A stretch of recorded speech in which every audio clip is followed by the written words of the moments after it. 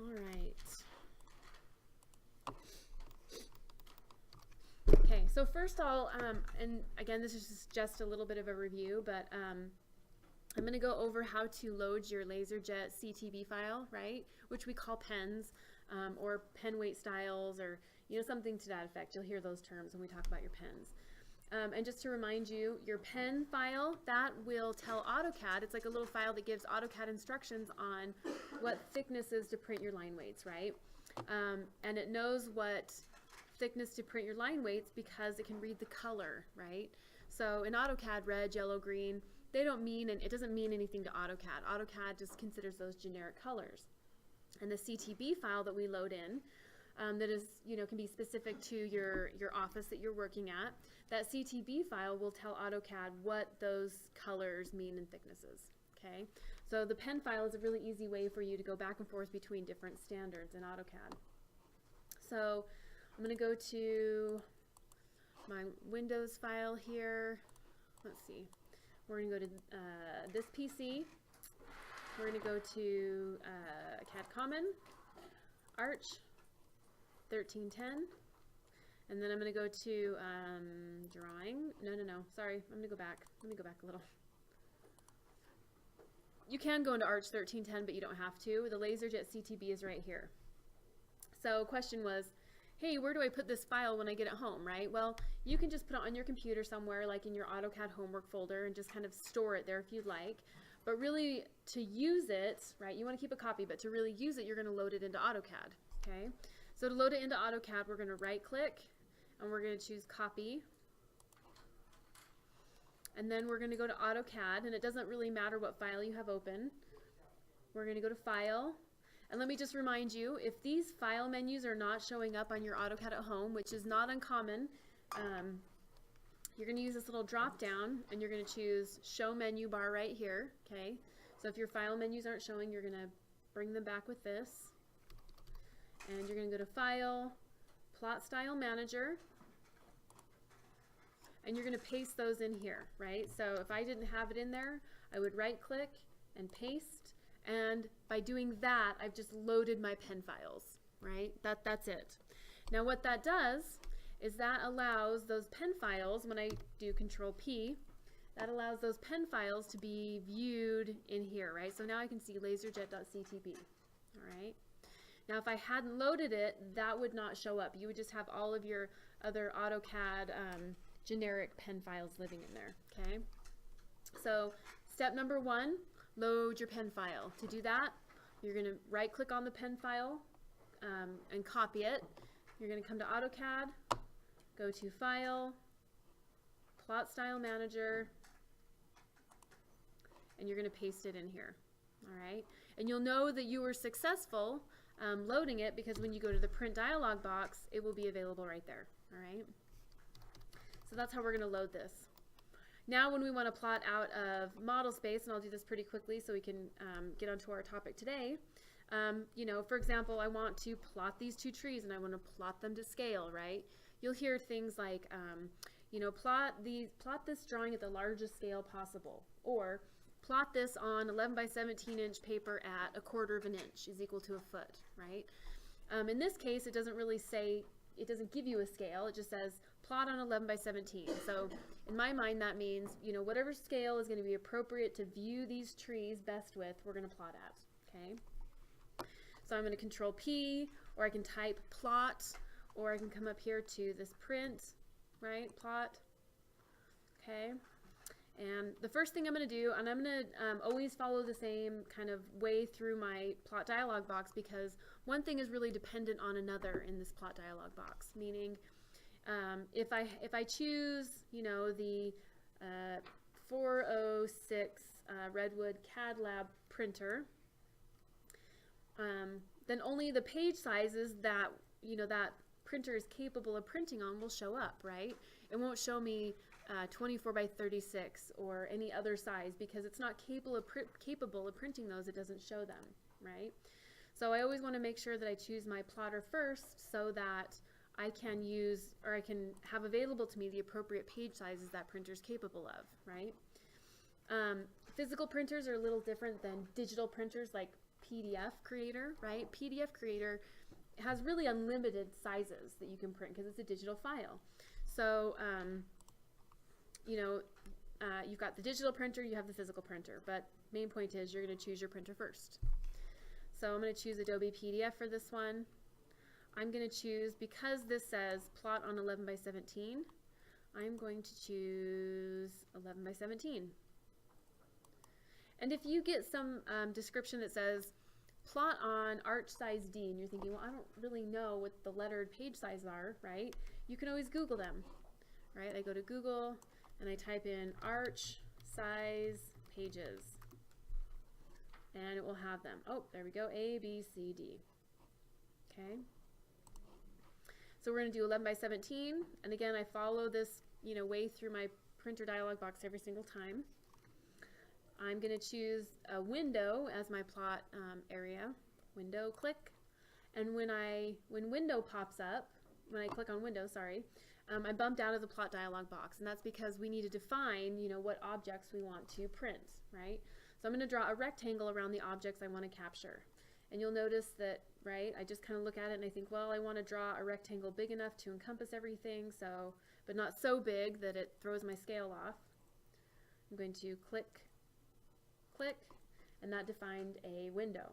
If I don't like the window that I generated, I could click on window again, and I can click, click, and redefine it. Now I'm going to always choose to center the plot because I want my prints to be in the center of the page. I don't want them slightly off to one side. I'm going to uncheck fit to paper. We want things to scale. We don't want them just fitting. We want them measurable, and we want to be able to quantify them. So here, you know, it's kind of a guess. We're not going to use any of these first with a colon. If there's a colon like this in it, don't use them. But I'm going to come down here and pick a scale. This little dialog box up here is going to allow me to see a preview of how large, at this scale, this item will print on that page. So this says 11 by 17, and you know that area that is kind of shaded out looks pretty good, right? If I were to choose 1/4 of an inch, I get a little red outline, can't print that much, or it's too big to print on that piece of paper, right? If I do a 1/16, which is, you know, half as small as an 1/8, it's really tiny, right?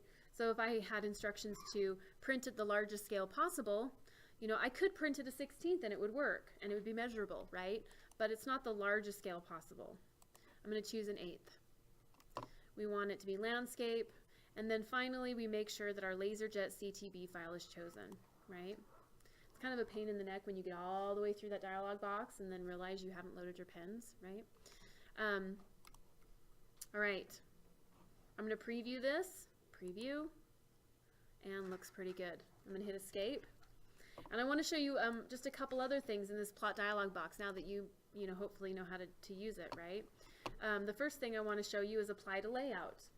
If I click apply to layout, these settings are essentially saved, all right? So if I have to use them again, like I don't quite print this right and I want to use the same settings again, then apply to layout helps me along, I guess, is maybe my point, right? So if I have to hit cancel because I forgot to load my pens and I need to go back and load them, when I go back into my print dialog box, everything is exactly the same, right? Landscape, 1/8 inch. I probably will have to redefine my window. In this case, I don't have to because I'm using the exact same drawing, right? But I can choose apply to layout. I can also choose previous plot from this little drop down up here, right? So if I'm continuously using the same settings, or they're very similar to what I want to use, like the only difference is maybe this is 1/4 of an inch, I can choose previous plot, and that will save me time choosing page size, the plot area, center of the plot, making sure that's checked, and making sure my pens are set up here, okay? When everything looks really good and I previewed it again, escape, I hit OK. I'm going to save this, trees, okay, and there is my plot. Let's see. There we go. Okay. Any questions? Is that good? Yeah? Okay. So when you do the apply to layout, when you go back into it, can you do a new Windows area that's completely different? Yep. Yep. And you can hit apply out. If you change your settings totally and you want to reapply to layout, you can do that and it overrides it. All right. So that's, again, in, 15 minutes, how to print from model space. And again, you know, printing from model space is very quick, and it's a quick way to get scaled drawings. The problem with model space is that when I choose a print area, like the trees, I can only choose one plot scale to print at, right? It doesn't allow me to say, hey, I want to print those trees, but I want 1 at 1/8 and 1 at 1/4 inch. 1/4 inch is equal to a foot, right? So the limitation in model space is that I can only print one scale factor at a time, right? Which when we get into paper space, that won't be the case, and that's kind of the strength of paper space, okay? All right, so now let the fun begin, right? Let me just pull up my little schedule, make sure we don't forget anything. AutoCAD. Okay. Today is the 5th. All right. So here's what we're going to do. We're going to talk about pedit. We're going to talk about LT scale, and then I'm going to start talking about how to draw a site plan. And then next time we meet, we'll talk about site plans with curves. Okay, so that is our week, this week. All right, here's what I'm going to do. I'm going to start a blank drawing. So I'm just going to click on this new drawing, and we start out with the blank model space. In my case, it looks like I'm using some template that already has my unit set, right? But ideally, when you open up a brand new drawing, not with a template, your model space is going to be set to decimals, right? And that's what we want to be in today. We want to be in decimals, all right? Because we're going to be starting to draw site plans. And when we start drawing site plans, we're going to want to be in decimal inches to draw them, okay? Let's see here, a couple other things when we are drawing site plans. Number one, you want to be in decimal, and you want to be in decimal if you happen to draw in architectural. Your drawings are going to be 12 times too large, right? So all is not lost if you happen to draw in architectural by accident. You would just have to scale your drawing down by 12 if you're using it in a civil manner, right? Okay, so we're going to be in decimal, and I'm also going to type in units right now. Units, enter. Okay, and we need to change our angle input. So decimal is going to stay the same, precision will stay the same. We're going to type units, and we're going to change from decimal degrees to surveyor units.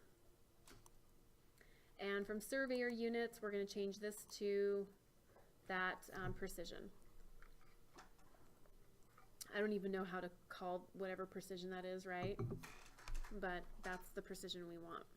Okay. Now, if we look at the format of this, right? Surveyor unit.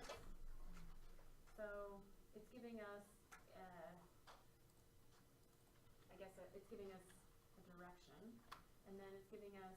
Let me just write one. 86 degrees, and we have.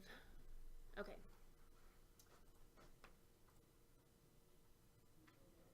West, right? So this is what our surveyor unit is going to consist of. And I'm going to leave that on the board for a second. We're going to come back to it, okay? But in the meantime, we're going to talk about polyline and LT scale first, right? So for today, we'll get our unit set, decimal, 0, this is our precision, surveyor units, and this is what we want our precision to look like here. Okay. I'm also going to open up Arch 1310 drawings, polyline, polygon. That's what we want. Okay. Let's talk about polylines here. Okay. You may not have known it, and let me just say this. We're going to talk about polylines right now because polylines will help you draw site plans a lot easier, in addition to a lot of other things, okay? We've already talked about polygons, so we're not going to worry too much about those. Okay. Polyline will allow you to, using a version of the line command, draw line segments that are connected, okay? And when I say connected, right? You're probably thinking, well, lines are connected, and they are. They touch, but they're not connected, okay? When I draw lines, they are touching at the vertices here at the endpoints, at the beginning point, at the start point. But when I click on them, they're all individual line segments. All right. A polyline, and I'm going to cheat a little bit and draw one without telling you what it is. When I draw a polyline, when I click on that segment, it's all one piece, right? So that's the difference between a line and a polyline. A line is a connected, they're touching, we'll say touching, the lines are touching, but they're individual line segments. So I can delete one piece out and leave the rest. Polylines are continuous and connected. So if I click on one and I hit delete, right, it deletes everything, okay? All right, so we're gonna learn how to create polylines. Let me show you what's so great about polylines, all right? When you created a floor plan using line, I go like this, I come down here, you know, I'm drawing this all very carefully, and I close that up, right? If I offset those walls something like 6 inches, I hope this works. Oh, it's not gonna work because we'll just pick a dimension, okay. If I offset it a certain distance like this, right, which is the correct way of going about maybe creating a floor plan, it all works really well except our corners and our inside corners and our outside corners, right, they're messy, right? They overlap here. They don't quite meet each other right here. And right now, we don't know the modification commands that can help us clean those up, right? So I'm going to show you a way to kind of get around that happening by using a polyline. If I were to use a polyline to generate, you know, something similar, now I am using a polyline, and I were to offset it, click, click, it offsets all pieces at the same time, right? So lines are, they're individual line segments that touch at the ends, endpoints and beginning points, but they are all individuals. When we offset them, they offset individual pieces, not whole segments, right? Polylines are still lines, they still touch at the vertices, the endpoints, the beginning points, right? But they're all connected, they're all continuous. So if I touch one and I hit delete, it deletes the entire thing, okay? And what's nice about that is when I offset, I move, I rotate, I copy, everything within that polyline does that performs that same action, okay? So let's talk about the polyline command. The polyline command is this icon right here. Okay, I click on it. I click in model space to initiate the command. I move in the direction I want to go. Click, click, click, click, click, escape. Okay, it functions exactly like the line command. Now those lines that I generated were non-dimensional, meaning I just clicked around model space to generate them, which you can do, right? But if I wanted to create dimensional lines, I would treat these just like normal line segments. I would click on polyline, I would move to model space, click, move in the direction I want to go, and type a dimension. 10 foot, enter. 5 foot, enter. 6 foot, enter. 2 foot, 12 foot, enter, right? So I'm moving in the direction I want to go. Let's say 3 foot, enter. And then I want to close this up by clicking at the end point. Click. Okay. Polyline, and when you start using these tools a little bit more professionally, you'll get a good sense for when they're good to use and when they're bad to use, right? I would say in general, polylines are pretty useful in most applications, right? They're not a whole lot different than lines in their usage, right? It's really easy to use them, but you get somewhat of a added feature, right? They're all connected. Right? So when I move, I copy, I rotate, I offset. I only have to select one item and everything goes along with it. Okay. Although I say that, and inherently kind of their weakness or their strong point is their weakness as well. So when I want to do something to a polyline, you know, I have to perform that operation to the entire polyline, you know. So if I change the layer and I actually don't want all of it to change, maybe just all the segments, but this one piece, right? The weakness in this is that I perform one, you know, command on here and it applies it to everything, okay? When you start working professionally, you'll start figuring out when polylines are appropriate and when they're not appropriate, okay? Okay, Couple of really great things about polylines though, right? I mean, really that's all there is to a polyline. You use it just like you do a regular line segment, okay? I'm going to delete that one. A couple of other things about polylines that make them very useful is that I can take a polyline and I can explode it and I can break it down into its component pieces, right? So, the idea that, do I want to use a regular line? Do I want to use a polyline? Well, I can use a polyline and then explode it and break it down into lines if I want to use lines instead, right? So even though this is somewhat connected, it is connected, I can explode it and I can undo that connected nature. All right, explode is this little icon right here. I believe you can also type X, enter, and explode. Select your object, hit enter, and I just exploded that polyline. And when I exploded it, I broke it down into its component parts. Okay, there's a lot of things you can explode in AutoCAD, and the idea behind exploding things in AutoCAD is that you break them down into their component parts. Okay. All right, so that's one nice thing about a polyline. If I change my mind and I don't want a polyline, I just want regular old lines, I can explode it and I can get back what I had, right? I can scale them, I can move them, rotate them, do anything, I want to them. I can also give them some visual features that I have a hard time giving to lines, okay? So let me click on the polyline command here, click. And what I want you to notice down here, so specify start point, click. What I want you to notice is I have some options within my polyline that I can use, right? So I have arc, I have half width, I have length, undo, and width. The two that were options that will probably be most useful for us will be width and arc. So if I click on width or I type W, enter, AutoCAD will say, well, specify a starting width. Well, let's just say 6 inches, enter. Specify an ending width, 6 inches, enter. Click, click, click, click, click, click, click, right? So my polyline has what's called a thickness to it, which you wouldn't normally, like this is not an application where you think, oh, a wall is 6 inches in thickness, right? You don't draw a 6-inch thick line to illustrate that. You draw one line that is offset 6 inches from the first line with, so this isn't something that you would just draw your floor plan using a 6-inch line. That doesn't make any sense. It's not how the normal convention in AutoCAD, okay?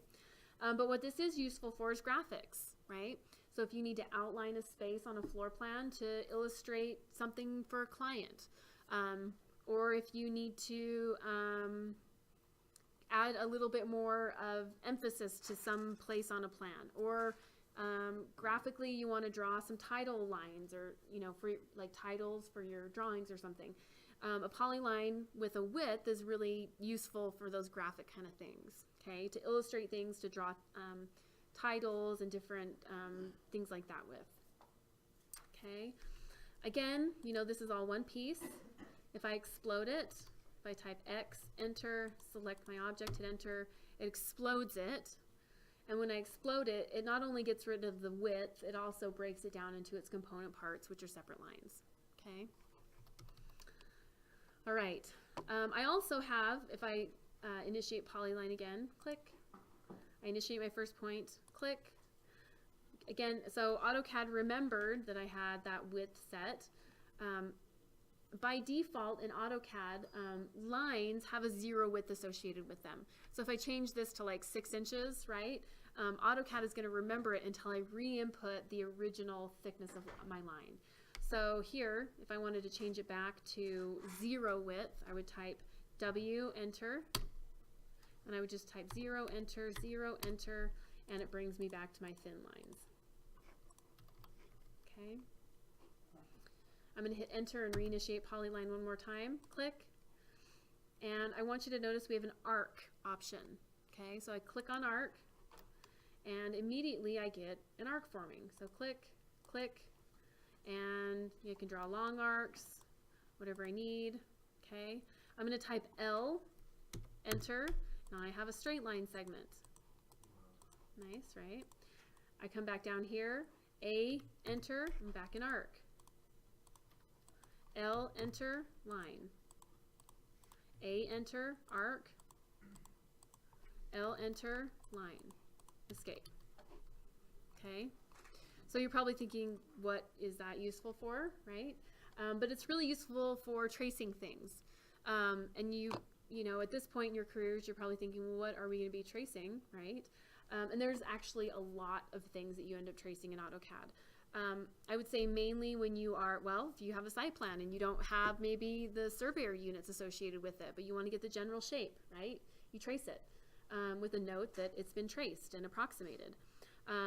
If you have a set of drawings, like a set of blueprints, you know, from 1970, that it you know, for a project that is getting a remodel, right? And you're designing the remodel, and you need to draw the original drawings, right? You scan in those blueprints, you bring the images into AutoCAD, and you trace over the top of them. It's kind of the workflow, okay? So there are a lot of reasons why you would end up tracing, and polylines that have this ability to add curvature to your tracing is really helpful, actually. It's probably my favorite tool, and I think probably the most accurate way of tracing things, okay? So you'll use it actually quite a bit professionally. Another way that you use this, which you may not use a ton right now, but is in 3D, right? So if you're trying to create extrusions or custom objects in 3D AutoCAD or Revit, having an arc inside a line command is very helpful to be able to draw those custom shapes to then extrude or revolve or use however you're going to use them, okay? Okay. Again, you know, I have lines, I have arcs connected, I can type X, enter, explode those, and they are back in their component parts. And now I have, you know, 50 lines to delete instead of 1 if I had left it a polyline, right? But we'll go through and delete these anyway. Okay. Any questions about polylines so far? Yep. Ah, yes. So that is called pedit. So yes, you can. So what happens when I have, you know, these lovely, I'm going to copy one of these over. You have these lovely cohesive polylines and you explode it, X, enter, and you break it down and you think, why did I do that? I really actually wanted it to be a polyline, right? Well, we have two options. You could retrace it with a polyline, which is completely valid. Or you could use what's called pedit. So polyline edit, and you could rejoin them together, okay? So I'm going to type pedit, enter, and let me just say this, pedit is not, it's not an awful command, it's not hard, but it is comprehensive, right? So we have about 6 different operations to perform within this command, and if you don't do them in the right order, it doesn't work, okay? So the key to the polyline command, or the pedit command, is that you want to just make sure that you're always watching the command line down here so that you don't miss a step, right? But essentially, pedit, which is located, let's see, where is pedit? There it is, right there, pedit, edit a polyline, okay? It's that one right there. And I access that by clicking down the Modify tab, and it's that little icon right there. I don't use icons a whole lot. Again, I say this before, but I like keyboard entry, and so you'll see me typing all the commands in, right? Sometimes I have to search for the icon because I just don't use them very often. But pedit, enter, says select a polyline. Okay, well, I'm going to select my polyline, or, hold on, or multiple. So I could select a single polyline, which selects one object, or I could select multiple. In the case where we've exploded something, we have multiple lines that we need to select, right? We're going to do that. So we're going to click on multiple, or you can type M, and we're just going to select all the objects we want to join together, all right? Now, lines that you're going to edit into one polyline, they have to be touching in some manner. So I could have a polyline that looks like, or I guess I shouldn't say a polyline, a set of lines that look like this, and it could have an open end, right?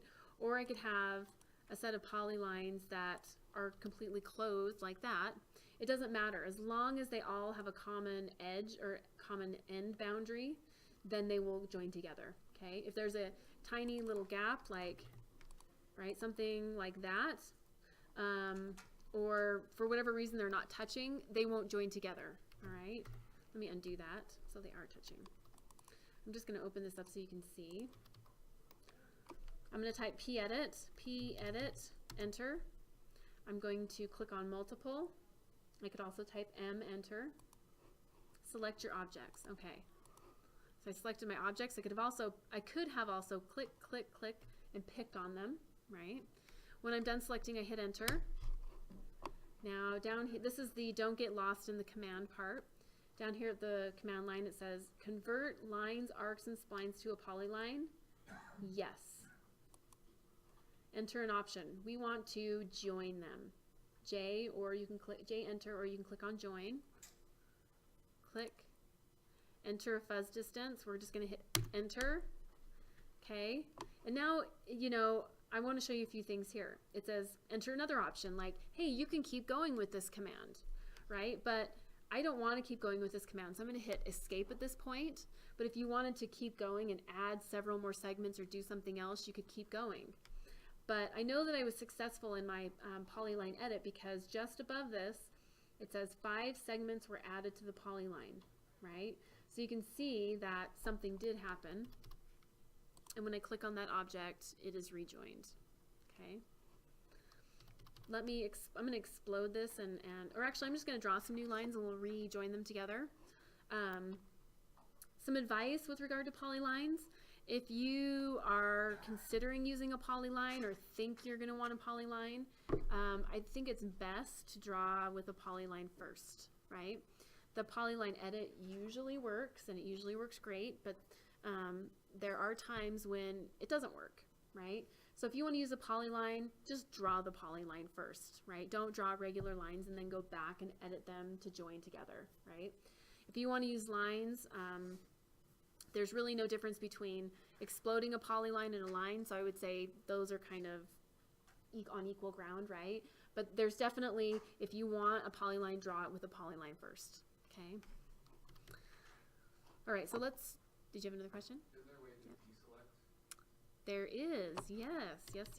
Okay, let's look at that. So let me draw some lines. Click, click, click, right? And these are all lines that are touching, right? They're touching at the ends, but they are not a continuous polyline, okay? So we want to p-edit these back together. So I'm going to find my icon, which is too hidden, so I'm going to type p-edit, enter, and it's going to say select a polyline or select multiples, so M for multiple or click. Select objects, so I'm going to select all those objects, okay? Now, there is a built-in feature for AutoCAD to deselect lines that you've selected but you don't want part of your selection set, okay? And for those of you that have used other programs or Revit, you'll get into the habit of clicking Control or Shift or something like that. Control's not hugely detrimental to AutoCAD, but Shift is. So if you hold Shift and you accidentally move your mouse with your roller button, it'll pop you into 3D, and that's not a good thing to be in when you're drawing flat lines, okay? So if I hold Shift and I move, do you see what happens? Which looks really cool, right? But then what happens is you go to draw some lines and they're not flat anymore, and then they are not dimensional, and then they don't work, they don't have integrity, and you have to end up redrawing everything, okay? So don't use Shift. Let me just say that. Okay, let me get back to my view. Hold on one second. Let's see. There we go, top. Okay. Let me get back to where we were. Select those, hit enter. Okay, now before I finish, if I had accidentally selected something that I didn't want, I could type R, and hit enter, and you see now down at the bottom it says remove objects, okay? So I can click, bless you, click, enter, and it had removed those from the selection set. It's a little obscure. What's that? Yep. Pedit, enter, select the polyline. So I'm going to click M for multiple. Select your objects. Okay, but before I finish that command, I want to type R, enter. And the weird thing is you just have to know this because it doesn't prompt you. It doesn't say, hey, if you'd like to remove from the selection set, hit R, enter, right? But here I can now click, and if I want to start adding objects, A, enter, and now I could re-add.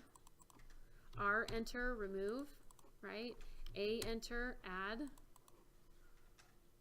And it works, right? It's just, I feel like it's a little tricky in my mind, right? Because it doesn't prompt you for that. But yes, you can. Yep. Is there one for like in general, if you're selecting multiple lines to move to another layer, and then to just reselect that? Or? No, you can't perform that many operations in one command. Okay. Yeah. All right, so we have our pedit. I've selected my objects. When I'm done selecting, I hit enter. Convert lines, arcs, and splines into polylines. Yes. Click. Enter an option. We want to join. I could click on join or J. Enter. Enter again. And now, again, it tricks you like, hey, would you like to continue on? Would you like to add a width? Would you like to do other things, right? So if you do, then you can continue on, but if you don't, you can just hit escape, which I will do, but I just want to point out, it says 6 segments have been added to your polyline right there. So I do know that it's been successful. So I can hit escape, click on that polyline, and there it is. Okay. Oh, did it? You get this big giant thickness? Yeah. Uh-huh, yeah. Sounds about right. All right. So that is polyline, and we have pedit, polyline edit using the join option, right, to join our lines back together. And this is going to be a really helpful tool for you, especially right now when you don't know a whole lot, because it will allow you to take something you've drawn, join it together, and then offset it, right, where before you only knew the line command, and if you only knew the line command, when you offset something, you had this cleanup that needed to occur, right? And in a few weeks, it's not going to be a big deal. You'll be able to breeze through this and clean it up, right? But right now, you don't know a whole lot. So having polyline in your toolbox here, right, is really helpful.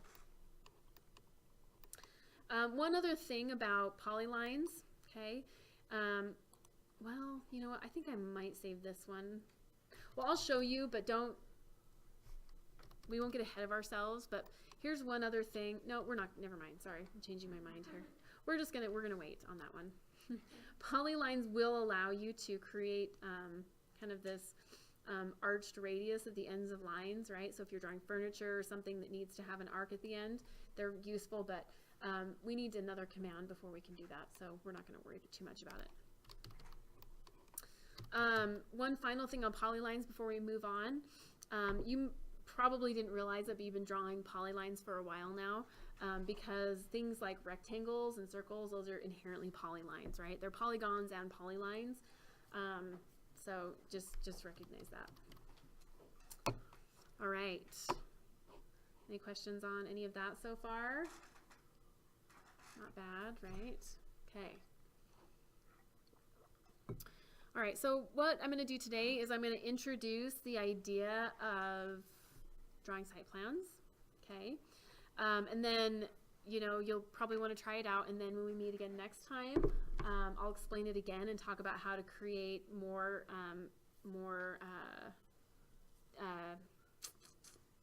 what is the word I'm looking for? It's just escaped me.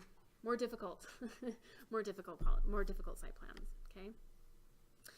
Before I exit out of here, though, polylines are going to help you with the site plans that we're going to learn how to draw, because if you look at your assignment, so I'm going to go in the book. In fact, I'm going to open the book up on the screen here. Let's go to...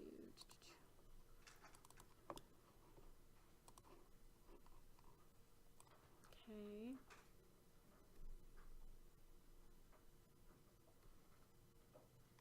There it is, right there. So this is going to be your assignment, is to draw this site plan.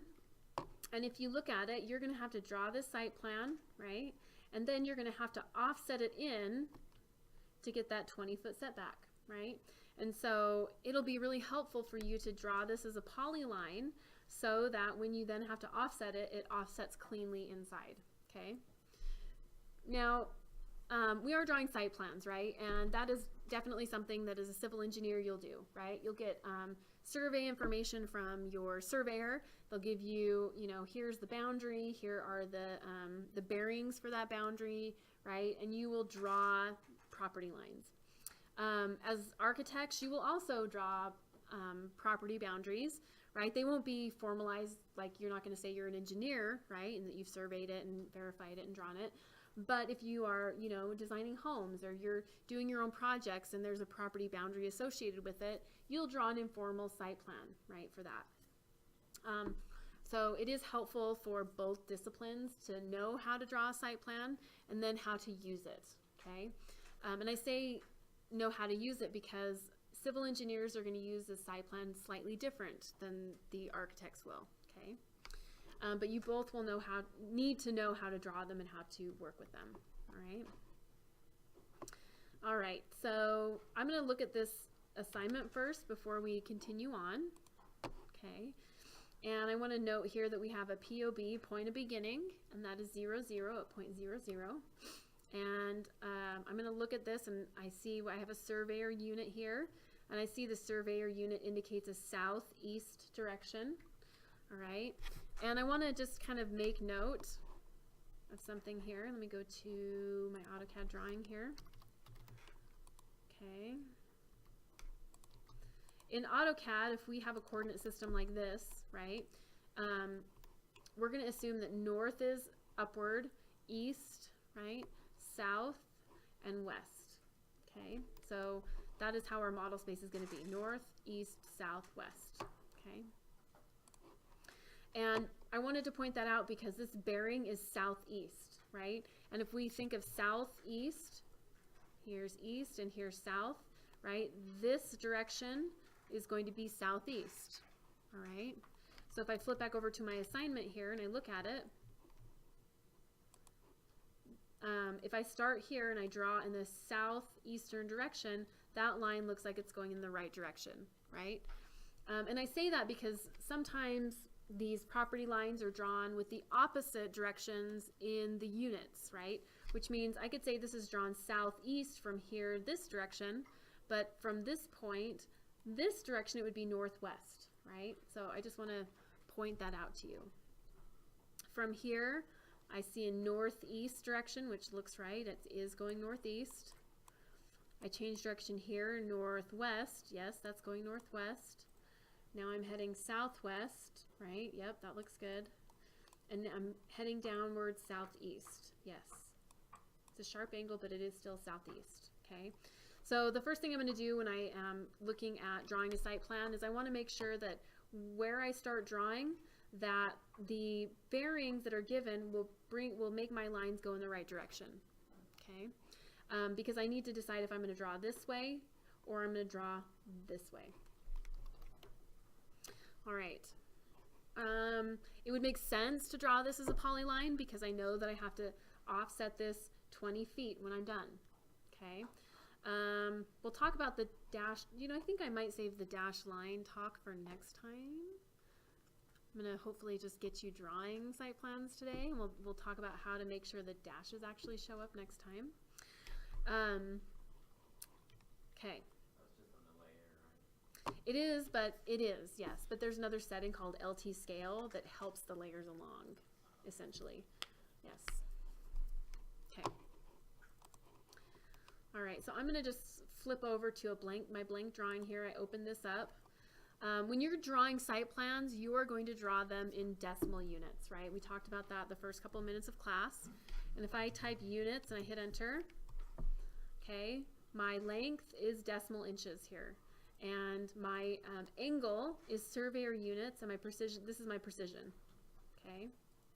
The way that we say this bearing, and I had, so I think it was during the summer, I had a student that worked at the county, and she, you know, was like, I said, does anybody know what this all means, right? We know how to draw it, but what exactly does it mean? She explained it all, and I can't remember it all now. But it has to do something with, you know, in the northern direction at whatever degree, and these have to do with the different quadrants of the property line. She was able to explain, you know, how all of that, what all of that meant in surveyor units. Do you know what it all means? Oh, okay. Does anybody in here know what it all means? As far as like minutes and seconds? Yeah. Oh, that's latitude and longitude. It's coming back to me now, right? Yeah. So it's something like north at this degree, this many minutes and seconds longitude. But then she threw in something about quadrant of the property line or something. Yeah, right. We can draw it though. We know how to draw it. Anyway, it's interesting to know what it all means, I guess, exactly. But that's the precision we want. So the way we say this, right? North, and I'll just put in some fake numbers. North, 18 degrees, you know, 16 minutes, 15 seconds east, right? That's how you would say it. And it doesn't sound right. I see a foot mark, I see an inch mark, so I want to say feet and inches, but it's minutes and seconds, right? Okay. So the way that we're going to input this is and let me just point you to your book here, okay? So my book on page 1-63. I'm going to reopen this, hopefully on another screen, if I can. Let's see.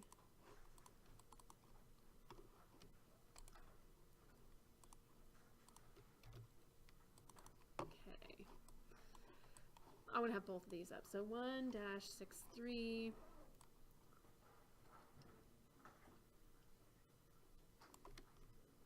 we go. So the way that we are going to input these, it's going to look like this, okay? So we are going to type in, let me highlight it, this right here. It's going to be a relative and a polar input at the same time. So we are going to input at 39.80 at an angle of south 25 degrees, 23 minutes, 5 seconds west, okay? And you're going to type it in exactly as you see it. So if there's 05, don't just type 5. Type 05. If there's 2 zeros, like there's not a bearing, like you type 00 minutes, type 00 minutes, right? Type it in exactly as you see it, all right? And I'm going to leave this right here so that maybe I can split my screen a little bit so that we can somewhat see the syntax there as we start typing these in. Okay, so it's just like that. And we're going to read those bearings off of our property line that we have, right? So if I look at this, we have north 18 degrees, 50 minutes, 00 seconds east, and the dimension is 180.31, okay? Down here, south 86 degrees, 43 minutes, 0 seconds east, and the increment of dimension is 158.21, okay? All right, so, oh, I messed it up trying to toggle back and forth. Let me bring this back. Okay, so let's start drawing our site plan. We have our model space set. We're in decimals. We have our surveyor units. I'm going to create a couple of layers. So I'm going to open up my property, ooh, look what we have here. Maybe I can delete some of these. Some of them I can. Okay. Oh, good. A lot of them I can. All right, we are going to call this one, and I think here in our book we have use a border line type for the outside property line and a hidden line type for the setbacks. Okay. So we'll call this one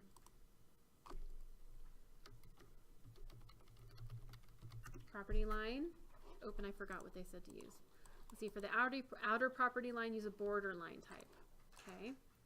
So this one, and again, layers, right? You're gonna say, well, I don't know what color to make the layers. Well, make them proportional to one another. This is gonna be a very heavy line. This is gonna be a somewhat thinner line, right? So I don't care if this one is red and this one is, you know, magenta, as long as there's a proportional relationship there, okay? All right.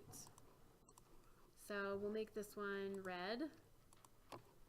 And instead of a continuous line type, we're going to change it to border, which we're going to have to load.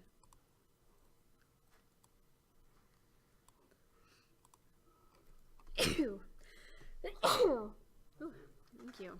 Oh boy, I hope that doesn't mean I'm getting sick. Border. Okay. And I have my property line layer. It is red, which means it's a thick pen weight, right? And it's border. I'm going to create a new layer, and we're going to call this one easement. And this one, the color is going to be a lot lighter than red. I'm going to maybe say cyan. If you chose a magenta or blue or white, that would be fine too. Instead of being border, we want it to be hidden. Okay, so I click here, there's my hidden. If it wasn't there, I would choose load, come down here, choose hidden, okay, hit okay, and I have my 2 layers generated.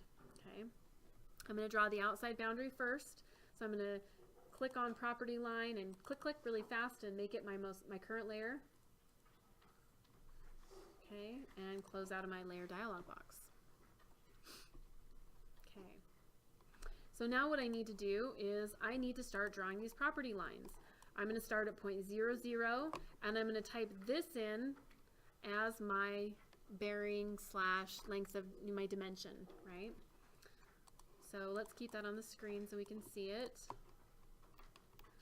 I'm going to initiate probably the polyline command, because I'm going to try and draw a polyline as best I can. If for some reason I have to hit escape and break that polyline, I can always go back and join them together. But I'm going to try and draw a polyline when I generate the site plan. Okay. My first point is going to be 0, 0. So it's going to start at the origin, right? And my second point is going to be this dimension over here. So I'm going to type at 158.21 at an angle of, we want, oh, remember, no, it did not. South. What did I just do? I don't like dynamic input. Hold on. I need to be able to see my, I got lost in my command there. Okay, so at 158.21 at an angle of south, which is S, 86 D for degree, 43 minutes, which is the foot mark, 0 seconds, which is the inch mark, east. And these are the hardest part about these is typing them in, because you can very easily just confuse something. So at 158.21 at an angle of south, 86 degrees, 43 minutes, 0 seconds east. Okay, I hit enter. Does it have to be capitalized every time?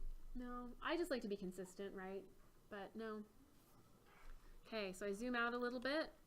That line appears as if it went in the right direction, right? So I'm thinking, yes, I did it correctly. Now I need to, let's zoom in. I need to find my second dimension, and it's going to be this one.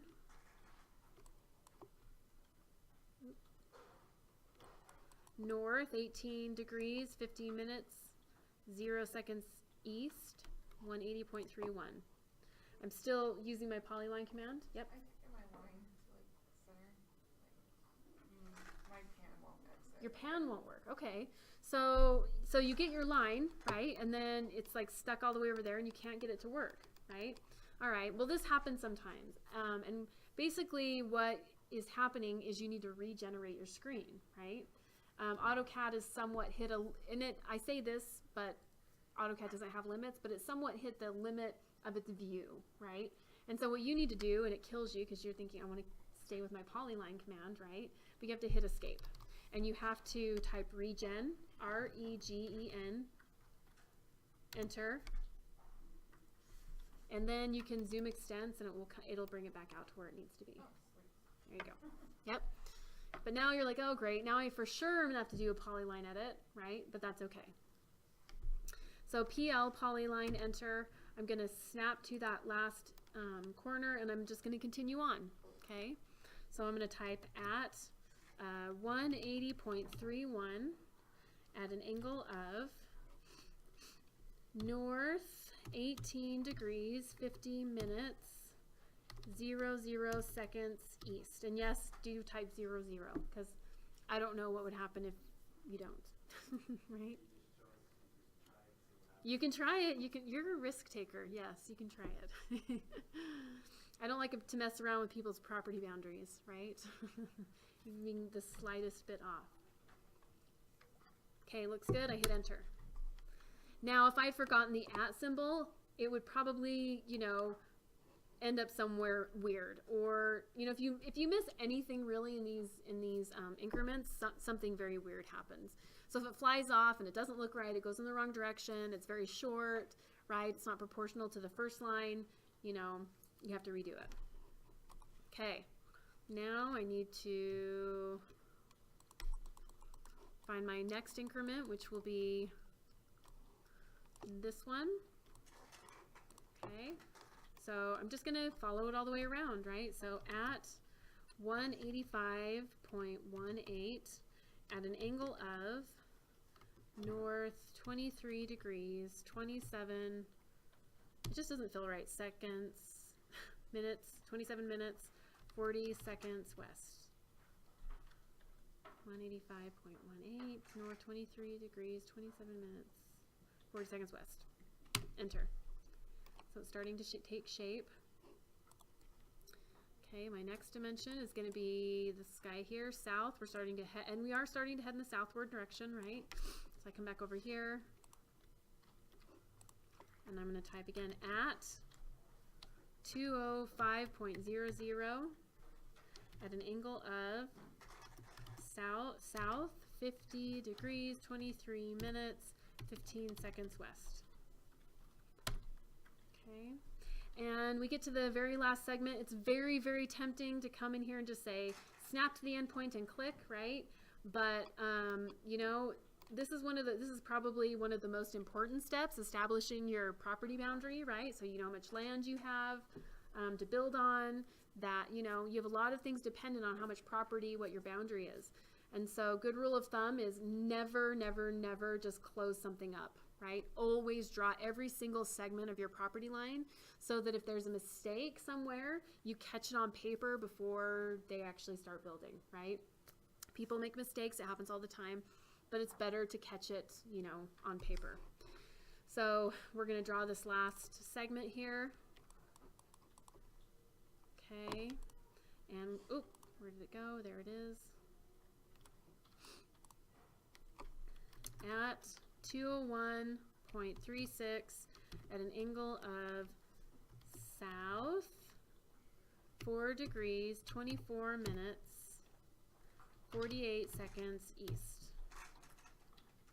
Enter. And I think this one, it's close enough for us, right? We're just doing an exercise, but this one does slightly overlap just the tiniest little bit, right?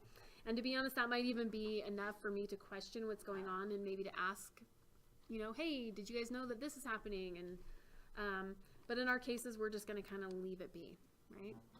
What's that? Yours didn't cross over? Are you zoomed way close in to see it? Huh? Mine's slightly off. Maybe your precision is not, because his right here is doing the same thing too, right? Yeah. Yeah, it's only.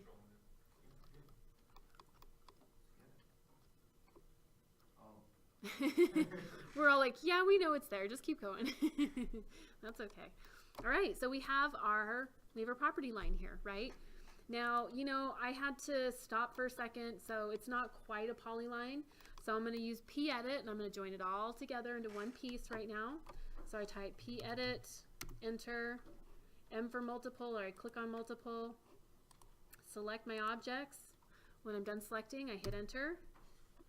And I want to join these, so I click on join, or I can type J enter, click, enter the fuzz distance. We're just going to hit enter on that. And it shows me right here one segment has been added to the polyline, right? So I know I was successful, right? If it wasn't successful, things I'm going to look for are that the lines are meeting at an endpoint, right? So maybe if you zoom way close in here because something didn't quite meet, maybe those didn't quite join, or there's a gap or something to that effect. Yep. So when I draw, when I type in the lines, it doesn't do anything. Like the line doesn't go anywhere at all. When you type in what? When I type in the angle and the direction and everything, I keep double checking and typing it the correct way. But Are you typing in at? yeah. Yeah, and yours is doing the same thing? Yeah, same here. Let's take a look. Well, yours is wrong. You've got, Well, it took me a couple tries to do that one. okay. That one's right here. So when I go, this says specify next point, but it doesn't give me the first Well, point. you clicked the first point. Yeah. Yeah. Well, it's 0 dash 0. Yep. So I say 150. We have to type at. Yep. There you go. At. Angle of 86 degrees and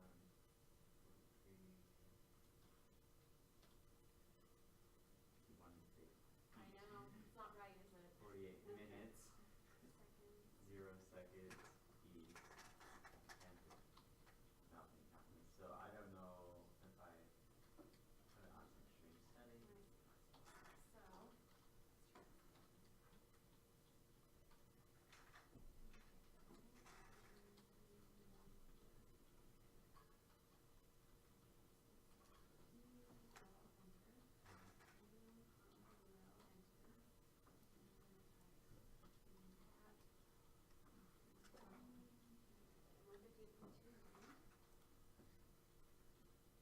oh, hold on a second. I think something happened. Now.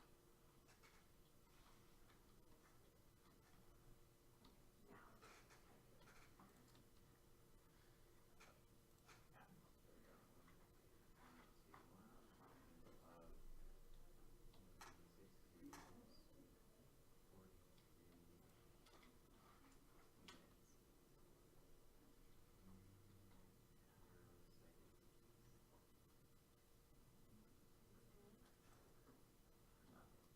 43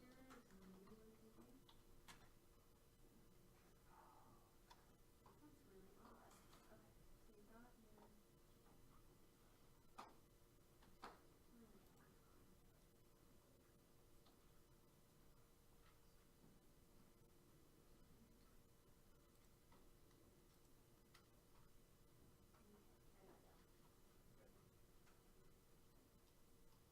Should dynamic input off? Oh, I'm sorry. You're doing it first. It's reading that from template.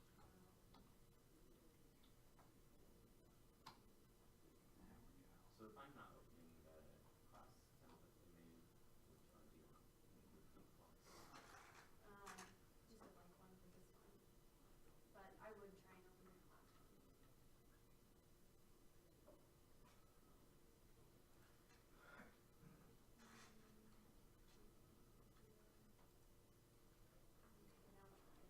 I see you're typing everything in right.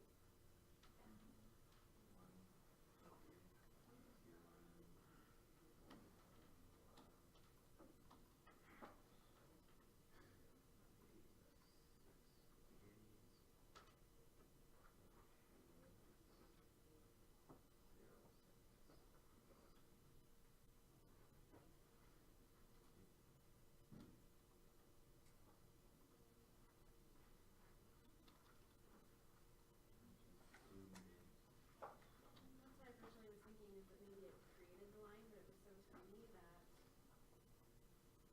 Let's see. So one thing you're doing, which I wouldn't think it would make a difference, doing the letters capital or, I don't know, you could try a capital and see if that makes a difference. I don't think it should. What did you do different to yours to start looking? I was forgetting to put south and north in. Oh, he's putting that in, which is the odd thing. Yep. Alright, Let me try one more time. Let's see, what's that? so, going copy of you. Angle, You know what? I wasn't to the south. You weren't? No. an Maybe angle, I don't know why. like that, but S, 43. 50, and Did I miss you doing that too? No, I 50 guess I did for the south. seconds. But Right. Mm-hmm. And then it gives me a red box. And I try to Let's do this. input. Let's turn your dynamic input off. So click on that, and then we go to dynamic input. Okay, yeah, and then if you go down here, it's that little guy, turn it off. Oop, not that one. Right next to it. There you go. Try that, doing it that direction, and it will type out in here, and it will be a lot easier. Okay. You haven't gotten this to work yet? I have you? actually got it. You did get it, okay. Mhm. no.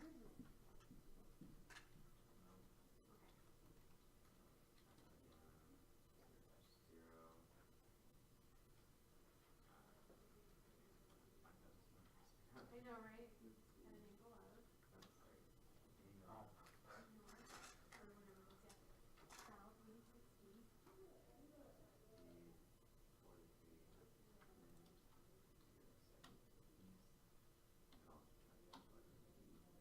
There you go. Okay. So maybe it's weird. I don't see what you were doing differently. Honestly, right? You were unless you were missing a direction that I just didn't notice. No, because I tried it again when you were over there. So maybe it does make a difference if you do capital east and south. But I wouldn't think so. That's weird. We'll try Yeah, it it on doesn't make a screen. difference for me. Well, it's working Wait, for what? me now. It doesn't make a It difference. didn't make a for me. difference for you either. Yeah. Well, something did today was trying to work on it. Anybody else having trouble? Can it work? I just can't, when I like, select it to join them all, but Okay, so hit escape. Oh, your layers are locked. oh. Yeah, there you go. So just uncheck that. There you go. That will work. That's odd. Okay. Okay. So hopefully it works, right? If it doesn't, just keep trying. And what do you do again after you, select them? Follow the command line. What does it say? You select. When you're done selecting, you hit enter, Oh, and then join? join. Yep, that's right. Did it say your segments were added to the polyline? Yeah. Okay. Thank you. Okay. We don't have anything added to the polyline. If you had drawn it all in one continuous polyline, you don't have to join it, right? Is that what you've done? Yeah. So if you did that and then you did pedit, then it would say none added because they were already a polyline. Yeah. Yeah. So I mean, I think the biggest error on these is really input. That's, in my opinion, that's been the biggest error that I have run into. And also getting lost in dynamic input. I feel like dynamic input is difficult for these because the input is kind of extensive, right? And you're having to type the, an increment and then an angle, and it bumps you into a new box, and you're like, where am I? And I got lost in it, right? And so if you have your dynamic input turned on and you want it turned off, click over here on customize and go to dynamic input, make sure there's a check by it.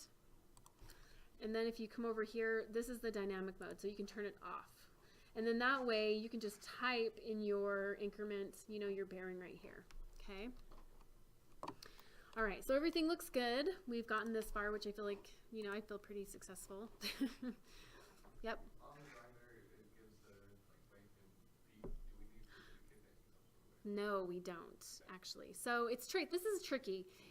Property boundaries in AutoCAD are tricky because you have to kind of cheat the system when you're doing it.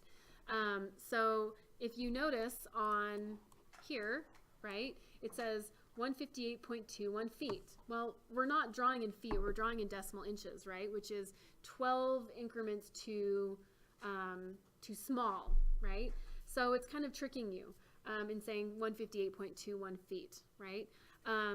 But it really is 158.21 feet, right? Now, and it shows that, but we don't actually draw it like that, okay? But what we're going to do is actually, we have a couple more steps. And the first step is we've drawn it in decimal inches. And now in order to use it architecturally and to turn it into 158.21 feet, we have to scale it up by a factor of 12. Okay, so the idea behind these is that you want to be able to use them architecturally so that you can, you know, place designs on them, place architecture on them, and have them be in feet and inches and not in decimal inches, right, as they're drawn. I honestly have never asked the question, why do you draw them in decimal inches? Is anybody a surveyor in here? It must have to do with how it's surveyed.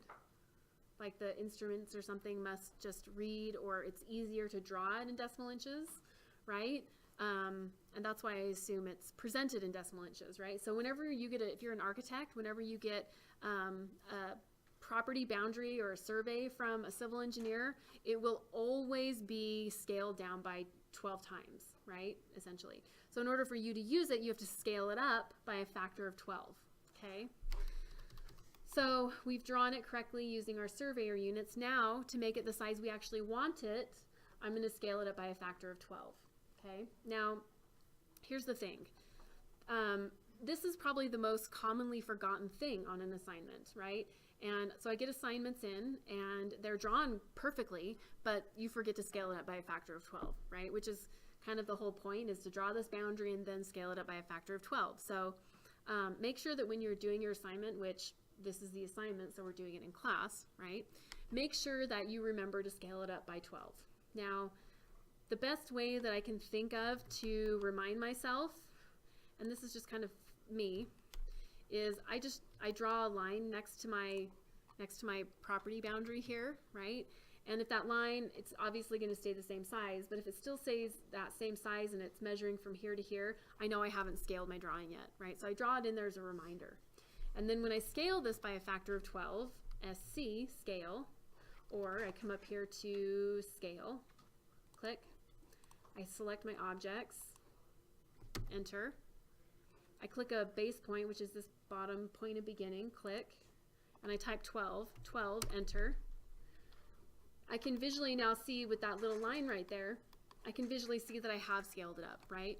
Number one thing that happens with these assignments, you just plain forget to scale it up because you thought, hey, this is great, I got the assignment drawn, it's the right size, great, I'm done, I've got the layers created, you know, you forget to scale it up. Number two error that I see on these assignments is that you scale it up more than once because you look at it and you think, did I scale it up? I don't remember. Maybe I didn't. It doesn't look different, right? So I like to draw this little line so that I do remember that I scaled it up once, because those are the two things I see. Didn't get scaled up or scaled up more than once. So it's 5 times, you know, it's way larger than it needs to be. Okay, so scale it up by 12. Once we scale it up by 12, we're no longer in decimal units anymore. We're in architectural. So I can come down here, bless you, to decimal, change this to architectural. Okay. Yep, let's do that. Undo, undo, undo. Okay. Scale, I come up here to scale, or I can type SC, scale, click. Grab the objects I want to scale, click. When I'm done scaling, I hit enter. I pick a base point, click, and I type 12. 1, 2, enter. That's it. Okay. And then I'm going to change my units to architectural, because now I'm in architectural. And if I measure this, DIST, right, click, click, 158 foot 2.5 inches, which is probably the same equivalent, like 158.21, right? 0.21 is an increment of a foot. So that's going to be correct, 158.21, okay? Now, if I had forgotten to scale this, and I'm thinking, oh, is it right? If I measure it using architectural units, it's going to be 13 feet, right?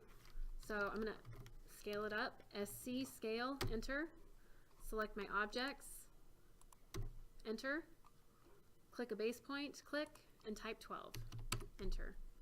And again, I can change this to architectural units, and to verify that this is actually the right size, I just measure it, DIST, enter, click, click, and 158 feet, right? And I look at my workbook, 0.21. So 0.21 of a foot is likely about 2 inches. That's about a little bit over a fifth of a foot, right? So I do know that I got it right. If I scale this again, here's what I actually see a lot of. You think, oh, did I do it? Well, let's scale it up again. Better safe than sorry, right? And I measure it, distance. And this is how I can tell if the assignment is correct or incorrect, right? I look at it and I can measure it. Click, click. 1,898 feet. We don't want that, right? So if I accidentally scale it up too much, how do I get it back to where I need it to be? Control Z. You could, yes, there you go. There's my answer, Control Z. Or if you don't remember that, I can scale it down by a factor of 1/12, right? Scale, select, enter, pick a base point, click, 1/12, enter, and it's brought down to where it needs to be, right? And again, I just draw this little line that I then delete before I print, but I use that little line to kind of gauge visually how things look, because it's very easy in AutoCAD to get lost in scale. When there's nothing else in the drawing, you don't know how big or small this site plan is, right? Sorry, I was You're good? switching Okay. it out. All right. So we're about, more than 3/4 of the way there. We just have one more thing we're going to do today, and that is we're going to offset this polyline and create the easement, right? Let's see here, the setback. There's setback right here, right? So we have a 20-foot setback. So now that my drawing is in architectural units, offset, enter. What is the distance? 20 foot, enter. Click, click, and because I made it a polyline, it very nicely offsets. So I have my inner boundary, my outer boundary. It's on the wrong layer, so I grab it, I click on it, I use my drop down, and I change it to easement. Okay. And then what I'm going to do is I'm going to create, I'm going to print this as a PDF. So Control P. Sorry for reading the Yep. offset thing again. Just type in offset and hit enter. Type in 20-foot, enter. That offset is in the same Yep, and then look, I'll undo here. Oop. Offset, enter. 20-foot, enter. And then click that boundary. Click, click, and we've got an offset. That work? Okay. We're going to click on that easement, right? The setback. Change the layer. And it looks really good. Okay. Now I'm going to print, right? Control P. I'm going to choose my Adobe PDF. I'm going to choose my 11x17. Center the plot. I'm going to uncheck fit to paper. Now here's the tricky part. I hope we have a scale large enough to make this work. Center the plot, display. Oh, we want window. Window. Right. Click. Click. Okay, 1/64. We'll try a 32nd. And I'm seeing it's not, in landscape it's not working, so I'm going to change it to portrait. And that looks pretty good, right? 1/32. I could change it to 1/16. Oh, that's way too big.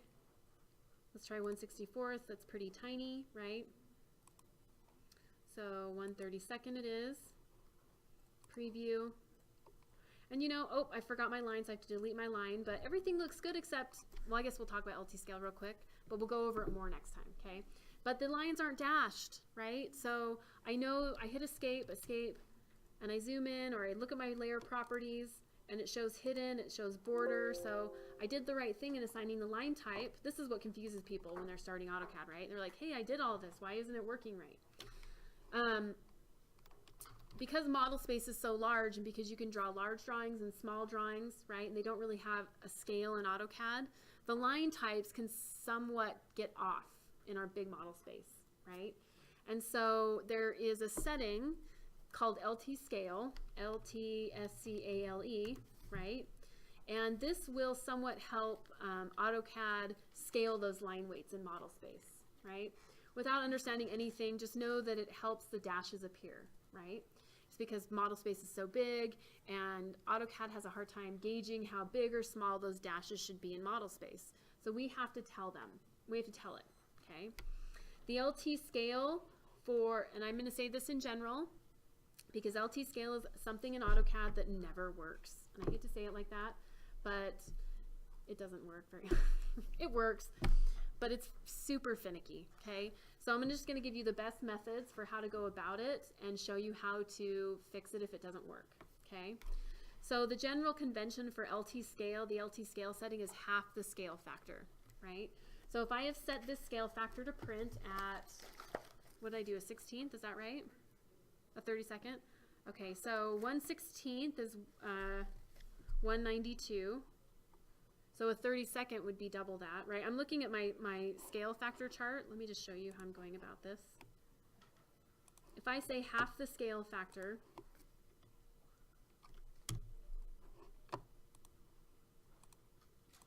okay, I look here, half the scale factor of 48 is 24. So if this would have been 1/4 of an inch, my LT scale would have been 24, okay? If it had been 1/8, it would be half of an 1/8 inch, half of 96, which is 48, okay? We don't have a 32nd on here, but we know that a 16th is half that scale. So 192 will be our LT scale. So I'm going to type LT scale, enter, 192, enter, and magically all of the dashed lines reappear, okay?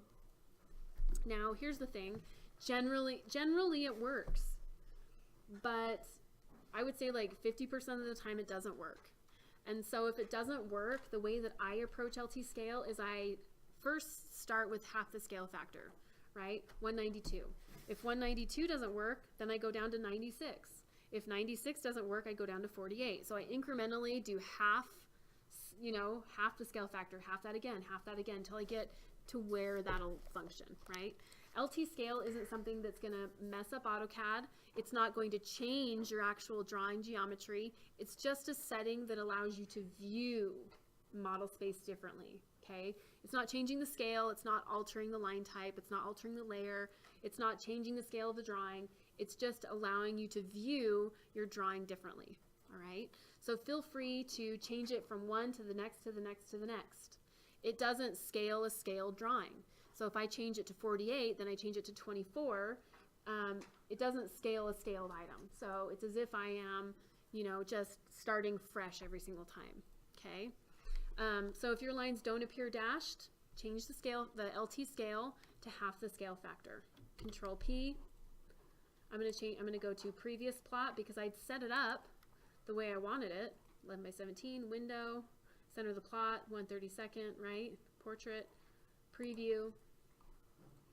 Oh, I forgot to, you know, erase that, so I still need to do that. But this is what I'm looking for this assignment, okay? So if I hit print, where's okay? Looks pretty good, right? Okay, so if you followed along today, I have to verify because I create assignments and I forget what I've assigned, so I'm pretty sure though that is going to be your only assignment for today. So let's see, 2-20.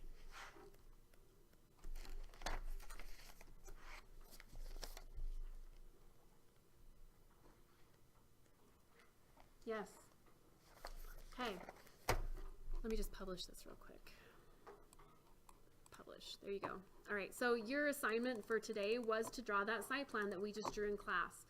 So if you followed along, then you have it done and you can submit it. I like you to submit a PDF and also the AutoCAD file, right? So you're going to submit both of them. But if you finish that with us in class, then you're done. Next time we meet, we're gonna review site plans again because it's kind of a lot to remember, right? But we're gonna add the idea of curves into site plans, which we didn't do today. So we'll talk about how to draw a site plan with curves, and you'll have these next 2 assignments due late next week after we work on that. Okay. So the other ones, do we send you just PDF formats or? Always submit your PDF and your drawing file, both of them. Yep, just submit them both to me. Yep, it's always good. But that's where we're going to be headed. Any questions so far? Yep. Oh, sorry. Yep.